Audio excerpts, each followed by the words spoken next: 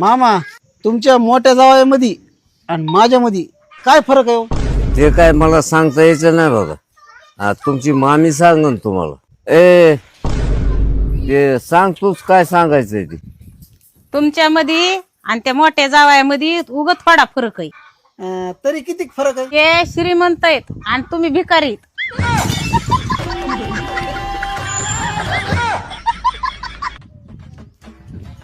मामा एक चांगली खबर आहे एक वाईट खबर आहे, कोणची सांगू? चांगली सांगा. ते तुमचे ते बँकेत तुमचे पैसे आले ते 30 लाख रुपये. वा वा वा वा, चांगलं काम झालं. बँकेचे पैसे आले. आता वाईट खबर सांगा तुमची काय.